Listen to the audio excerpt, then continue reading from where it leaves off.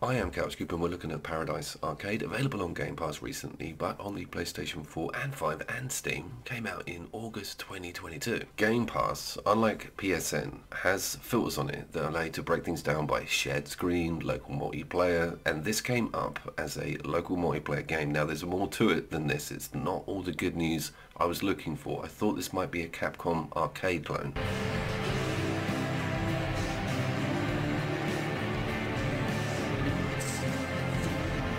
It does sport some quite cool music and some retro visuals with the intro. You've got a play on the MTV logo there, it's quite grungy, there's a not so subliminal anti-meat message in here, and I love this transition to in-game engine from that comic strip Aha style cartoon. It is determined also to constantly remind you of its retro aesthetic, even in the user interface and experience.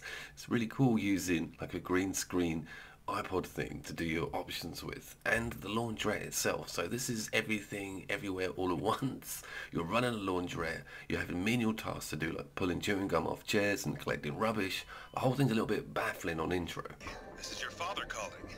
Within the laundrette itself, if you go out back, there is an arcade room, and this is the game loop. Essentially, it's to do menial tasks within the laundrette or collect money from your already purchased arcade machines and pump that into a system that allows you to buy new ones. You are given a standard set of arcade machines to be going with, one of which is air hockey. There's also a weird Pac-Man GTA clone and an adventure game which we'll look at in a second. It's the air hockey thing that interested me most because that blatantly has local co-op.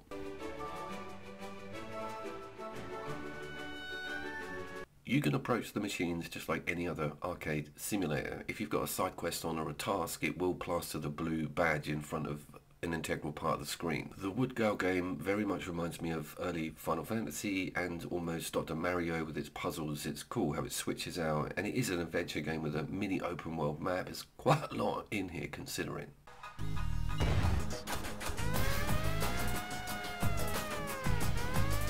This is a game called Racer Chaser, and there's quite a lot to unpack here. None of these games are actual legit retro arcade games. They're clones of some. This one is GTA meets Pac-Man with the Bad Boys tune sort of played in the background. It's quite addictive.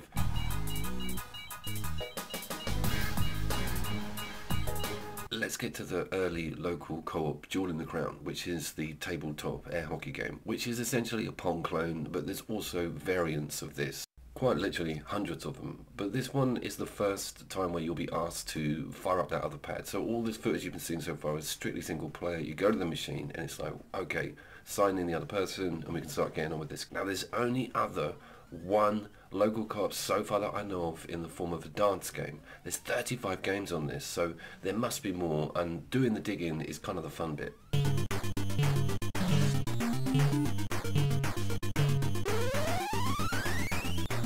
Blending like the maintenance of a laundrette into an arcade unlockable simulator game is quite a good idea. The laundrette thing is not compulsory. Once you get to sort of mid-game, there are other ways of earning big money, and it does get a lot busier and you get new machines. It's cool to go to that PC and have a look at what's coming up and work out if you've got the budgets to buy a new cabinet and collecting all the money from them.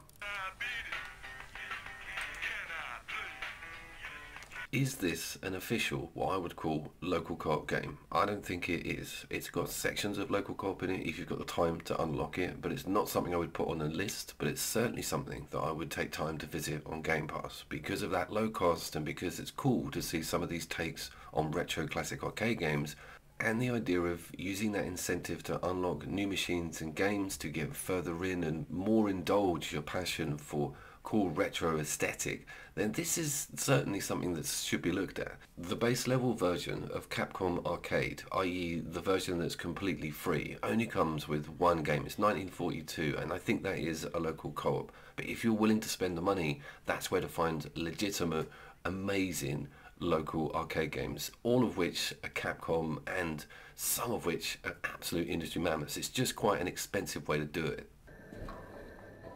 Blockage blowouts!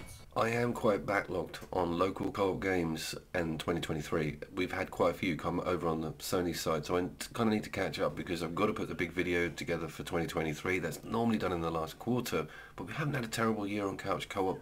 Game Pass could have been a little bit better, if you ask me. Take them out and place them ready for the customer to collect.